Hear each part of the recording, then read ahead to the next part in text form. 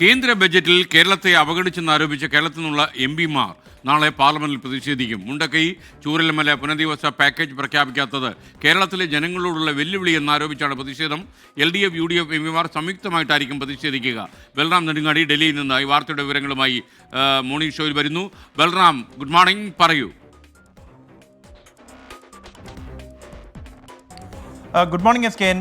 കഴിഞ്ഞ ദിവസം ധനമന്ത്രി നിർമ്മല സീതാരാമൻ അവതരിപ്പിച്ച ബജറ്റിനെതിരെ പ്രതിപക്ഷം കടുത്ത ആരോപണങ്ങളാണ് ഉന്നയിക്കുന്നത്. ഇതൊരു രാഷ്ട്രീയ ബജറ്റാണ് എന്നും ബീഹാർ തെരഞ്ഞെടുപ്പ് ഈ വർഷം അവസാനം നടക്കാനിരിക്കെ ബീഹാറിനെ കേന്ദ്രീകരിച്ചുകൊണ്ടുള്ള ഒരു ബജറ്റാണ് എന്നും മറ്റ് പ്രഖ്യാപനങ്ങളെല്ലാം ജനങ്ങളുടെ കണ്ണിൽ പൊടിയിടാനുള്ള പ്രഖ്യാപനമാണ്. നികുതി സംബന്ധിച്ചുള്ള വർധനവ് 12 ലക്ഷമായി നികുതി പരിധി ഉയർത്തിയത് എന്നുമുള്ള ആരോപണമാണ് പ്രതിപക്ഷം ഉന്നയിക്കുന്നത്. കേരളത്തെ സംബന്ധിച്ചിടത്തോളം കേരളത്തിന് ഒട്ടേറെ പ്രതീക്ഷകൾ ഈ ബജറ്റിൽ ഉണ്ടായിരുന്നു. പ്രത്യേകിച്ച് വയനാടിനായുള്ള പുനരധിവാസ പ്രത്യേക പാക്കേജ് ഉണ്ടാകും എന്ന് പ്രതീക്ഷിച്ചിരുന്നു.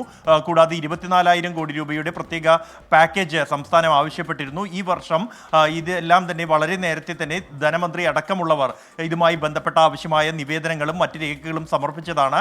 എങ്കിൽ പോലും കേരളത്തിനൊന്നും ഇല്ലാത്തതിലുള്ള പ്രതിഷേധം പാർലമെന്റിൽ രേഖപ്പെടുത്താനാണ് തീരുമാനം. നാളെ പാർലമെന്റ് സമ്മേളിക്കുന്നതിന് മുമ്പായി ഗാന്ധി പ്രതിമയ്ക്ക് മുന്നിൽ ഒത്തൊരുമിച്ച് പ്രതിഷേധിക്കാനും തുടർന്ന് ഇരു സഭകളിലും ഈ വിഷയം ഉയർത്താനുമാണ് കേരളത്തിൽ നിന്നുള്ള അംഗങ്ങളുടെ തീരുമാനം. അത് കേരളത്തിലെ UDF, LDF എംപിമാർ ഒന്നിച്ചായിരിക്കും ഈ പ്രതിഷേധം സംഘടിപ്പിക്കുക. പ്രിയങ്ക ഗാന്ധിയും ഈ പ്രതിഷേധത്തിന്റെ ഭാഗമാകും എന്നാണ് നിലവിൽ ലഭ്യമാകുന്ന വിവരം. നേരത്തെ വയനാടിനുള്ള സഹായം ആവശ്യപ്പെട്ട് സംയുക്തമായാണ് കേരളത്തിൽ നിന്നുള്ള എംപിമാർ കേന്ദ്ര ആഭ്യന്തരമന്ത്രി അമിത്ഷായുമായി കൂടിക്കാഴ്ച നടത്തിയത്.